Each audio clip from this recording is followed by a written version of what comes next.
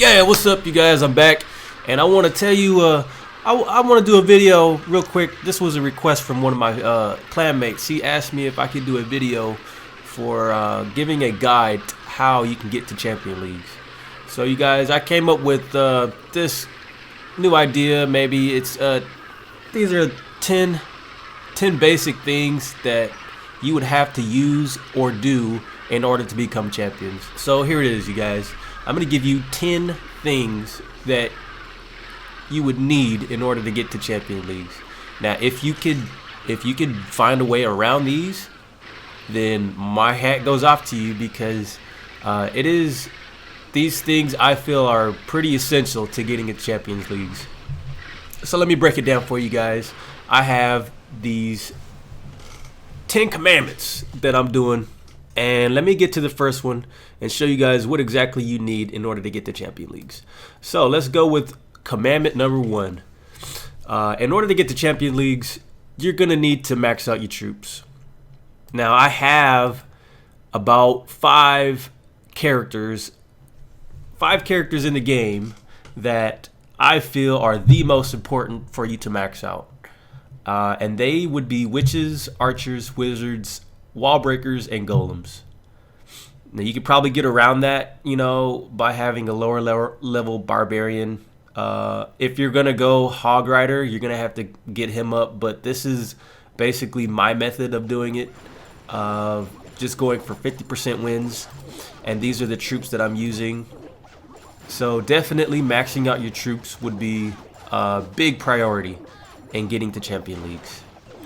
And let's move on to number 2. Number 2, have a good attack plan. Now, again, I said that I'm using 50% tactics, and that would be my recommendation, to go for 50% victories. And you know what? When you find bases that only have 14 trophies as the highest amount, you're gonna get 4 or 5 trophies just from getting at 50%. So it's a good thing just to build up small, because it's just 2 battles and you already got 10 trophies. That's my recommendation, and also a good attack plan. You have to form a team that you feel is good enough for attacking players at your level. And even higher, And I feel if you're going to go with Hog Riders, you could do that up until, I believe it's Master 2. Master 2 is around the level I saw where you're going to start fighting people that are Town Hall 10s, and they have Infernal Towers. And they're usually set to multi, and they just destroy your Hog Riders. So around, Master 2, Master 1, and Champion Leagues, I don't feel Hog Riders are that good anymore. Some people can pull it off, but it's really difficult. So number 2, you guys, have a good attack plan. Know what kind of troops work for you. My method might not work for you, and you might be able to come up with your own strategy of players or troops that you could use that are better at getting a victory for you.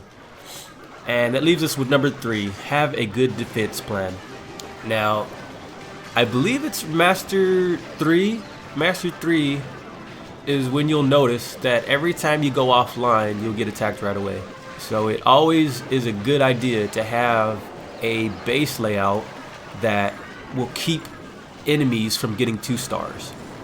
2 stars is basically what you want. You don't want players getting 2 stars off you. If you can manage somehow to have a good enough base design so that they can't get to your town hall, that's fine. That's usually why people throw all the stuff outside, so that the weapons can clean them up so that they can't get to that town hall. And of course, up until about Master 3, people are still farming around there. So you should have some easy victories. But just having a good defense is always a good thing, because you will get attacked very fast when you're going up the trophy levels. And that leaves us with number 4. Max out your clan castle. Now, why is having a clan castle important? Well, that's because your clan castle is for 2 things. When you're on defense, if you center your clan castle in your base correctly so that they can't pull your troops out, those usually distract the enemies if they get inside.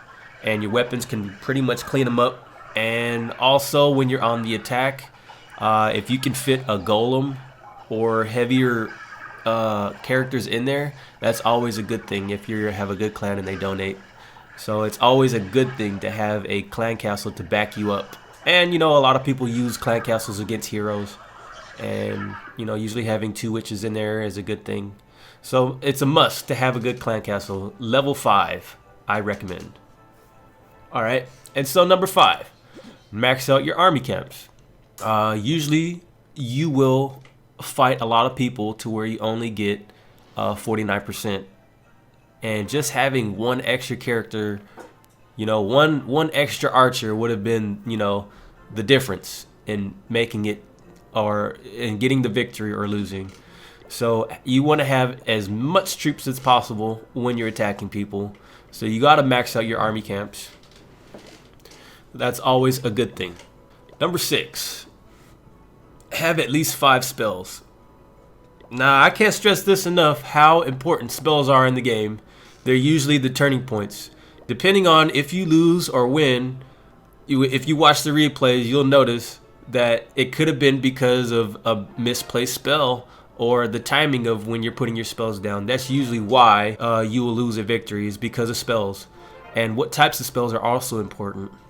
So I would recommend using lightnings, rage spells, and freeze spells.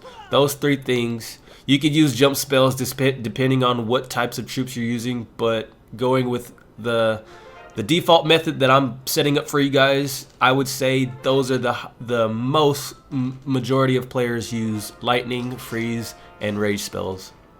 So maxing out those and having those types of spells are usually the default of what players use. And let's go on to number 7. Have at least level 10 heroes. Now, the heroes are usually the anchors in your team, and I've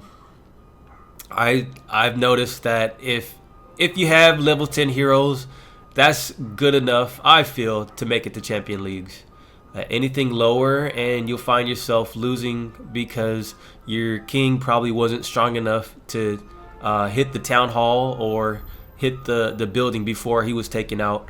So I've just noticed that level 10 heroes are usually the minimum, I would say, of using.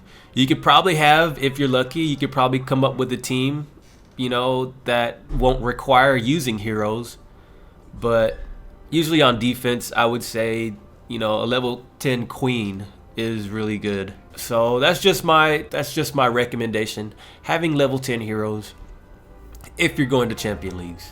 That's my minimum. And that goes with leaves us for number 8. Number 8, go for weaker players. Now, again, this deals with the trophies that you see when you come across people that only have like 10 or 14 trophies. I would still say go for those, because even when you go for bases that look like you could win, you might lose. It's always unpredictable how your units are gonna move, unless you know exactly how your characters are, how they maneuver. Is very unpredictable. Even on some bases you think you could win. And so this is just the quick method of getting up fast. I would say going for weaker players is always the best thing, especially when you get to even Master 1 or even in Champion Leagues. You can still fight players that are in a lower level, like in Master 3, so I would say go for weaker players just to guarantee a victory. And usually the weaker players come on during the day. At nighttime, like I'm in California time right now, so around midnight, around those times, usually all the bases have been attacked already, and the only ones left are the bases that no one wants to attack because they're too difficult. So a good time to get on when players are out of their shield is around, the mornings, I would say, to afternoons. Those are good times for you to get in and to engage in players and engage in battles. So that's always a good default step to take. Go for weaker players, and you will come across a lot of those during those hours. Number 9, take out the clan castle troops and enemy heroes if it's accessible. Now, skipping through bases, you will find a lot of players that leave their clan castles in an easy position for you to get to. And their heroes too. They'll have the heroes walking around the outside. So it's always a good idea to pull clan castle troops and heroes so that you can take them out and you won't have to worry about those. I might be doing a video later of how to take out clan castle troops and heroes very easily. And even if they're maxed out, you know, you could even fight level 40 heroes, you know, and take them out with just witches or with just barbarians and archers. So I might do that in another video, but you can see I'm doing my method here of just taking them out by pulling them and leading them into a corner so that they're away from weapons. You could take them out and you won't have to worry about them, and they won't get in your way when you're getting the 50% victory, if that's the strategy you're going for, that I recommend. So there's always a must. Make sure you take out those heroes. And that leaves us with number 10. Learn when to fight and when to pass. Again, only going for weaker bases is my recommendation. But you guys, you will come across a lot of bases where, I don't know how to say this, but you're gonna come across a lot of bases where you're gonna try and think to yourself, okay, this is good enough, I'll just take this, you know. But it's always better to get that extra, just use those extra 5 skips, whatever it takes, to get to the base that has no heroes, or that has, you know, that has already been attacked, and you don't have to worry about the clan castle troops in there. Or, you know, you might even find bases with no elixir in their expos. Always go for those easy wins, because your goal here is just to get to Champions League. You're not trying to prove anything. If you are, you know, by all means go for it. But usually in those cases, you'll end up losing and hating yourself for not just, you know, trying to get something easier. There's no shame in doing that, I feel. So this is just an easy method for you guys to follow. 10 basic commandments, these basic steps to getting to Champions League. I feel these are the minimum things you would need. You could probably get to Champions Leagues on a level Town Hall 9, you know, without Town Hall 10. But it might be a little bit more difficult. And I feel these basic things are things you will be needing to getting to Champions League. But even these small things right here could take a while for you to get. I understand that, but you guys, these are my requirements that you guys could follow. And I will be posting another video hopefully this week showing you how the video I did when I was in San Francisco at the Supercell meetup when I got the Champions League. And yeah, you guys, well, I hope you enjoyed this. If I left anything out, let me know in the comments down there.